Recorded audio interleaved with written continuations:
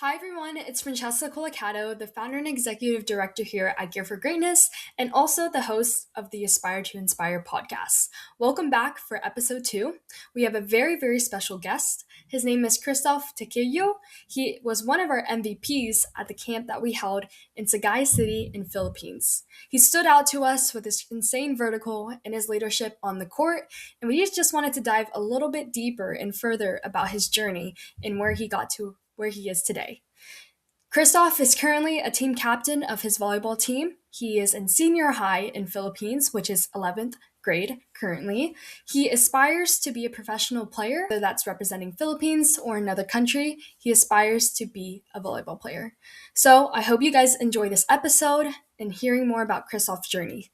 And as always, if you want to learn more about our organization, make sure to check out our website at www.gearforgreatness.org and make sure to subscribe to our newsletter, The Podium, so you do not miss a single update. Last but not least, make sure to follow us across all social media platforms at Gear for Greatness so you get to see all the content and all future updates and events that are coming in soon. Enough of me talking, let's get to the episode. Here's Kristoff Tequillo. Hi everyone, it's Francesca Colacato, the founder and executive director here at Gear for Greatness, and I'm here with another very special guest coming from on the way over 1,000 miles in the Philippines. His name is Kristoff. We were able to go and meet Kristoff at one of the volleyball camps that we hosted in the city of Sagay. And Kristoff just stood out to us, quite frankly. He was an awesome athlete. His vertical was one of the greatest verticals I've ever seen. So, just the impression from there, just the way he carried himself and led on the court was something we just had to get more of Kristoff. So we're here just to learn more about his journey and just to get to know Kristoff better. So to begin, we're going to start with your journey, Kristoff. So we have multiple sections in this podcast, and we kick off with the Aspire side because our podcast is called the Aspire to Inspire podcast. So take us back from the start. So when did you start becoming, an aspiring athlete and wanting to become a volleyball player? Like, what kind of sparked your passion to become a volleyball player?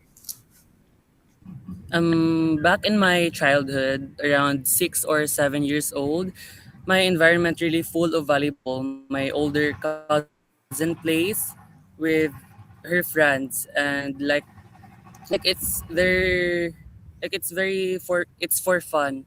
Like their post is just a bamboo, and they have a net, and it's just making ways to play. Lang- so sorry.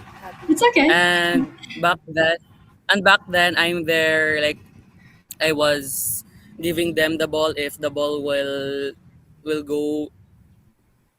go, like I'm their retriever.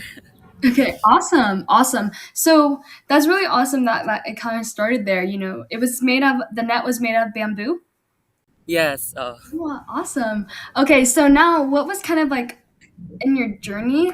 What changed? Like, what shaped you to, even if it didn't feel positive at the time, challenges that may had happened in your journey, but like, how have you gone over it, and have you became a better player because of it? Back then I was really not really go on to, but I started when I was a child, and I'm very want to be on it, and I love to play with it, and I enjoyed to be with it. That's great to hear. But have you faced an injury? Have you faced a moment where it was like super hard for you, but you really wanted to get back on the court? It was just maybe a hard time to get back on the court. I don't have a injury experience. Okay, that's good. That's good. You don't want one ever. So that's good you Yes. were healthy. So, what is something behind the scenes off the court that a lot of people may not see, but it was really important to you as a player? For me, back then in my ninth grade, I usually, like, it's a rest in a rest day recent, it's actually in Saturday or Sunday. I usually ng overtime, I work out at home. Like, yes. Yeah, so you're dedicated. Not Mm. all many volleyball players come always on the weekend take that time to put in the work. And obviously, you putting in the work, we were able to witness that. So it's really cool you lead by example. Hopefully you continue to lead your teammates and be like even on the rest days you're still working. And that's really really awesome to see, Kristoff. So for the people listening, you may have a rest day. It's important to take care of your body, but your work doesn't stop on the court, off the court when you still should be hopefully touching a volleyball, basketball, any kind of sport that you play, putting in the extra hours because sometimes your practice is just enough. So that's really awesome. Thank you so much for sharing your journey. So now we're going to kind of go into our inspire side portion of our pod where we just want to hear like your impact and purpose that you put on your teammates. You're an impactful player. We got to witness it. I keep mentioning about the moment when we saw you do a back row attack, and I will never forget it. It was a really awesome. So, just kind of exploring your leadership. Our phrase here at the podcast is aspire to inspire. So, like, what does that kind of mean to you personally? For me, the best way of being a leader is lead by example. I can tell I'm also a team captain in our team. That's And amazing. eventually I really, really learned a lot. The accountability and empathy must be applied. I'm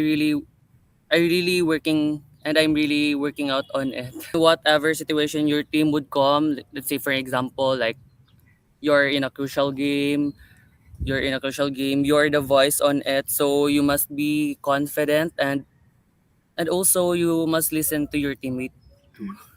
That's a really great response. I also love how you put empathy because that's super important in sports. You have to be empathetic to your teammate. You never know what they're going through. So, being able to manage your emotions and supporting your teammates. That's a really great response. And that's awesome, your team captain. I'm not surprised at all. So, congratulations. So, moving on, can you share a moment when you realized your story or actions may have inspired someone? Maybe that's a teammate, a coach, a family member. Wait. I have that moment like we're in a tournament and there's some random people or random kid and he want he wants to take a picture of me and he says idol I want to I really I I really idolizing you and I want to be you one day, and that line really hits me. That feeling when you that feeling when you somehow inspire to others. That's awesome. That's really awesome to have people look up to you. That must be a great feeling. So, obviously the work that you put in is showing on the court and how it's you get to inspire the next generation. So, that's super awesome. So, with that being said, how you're inspiring others, this is for like our listeners who listen to this podcast.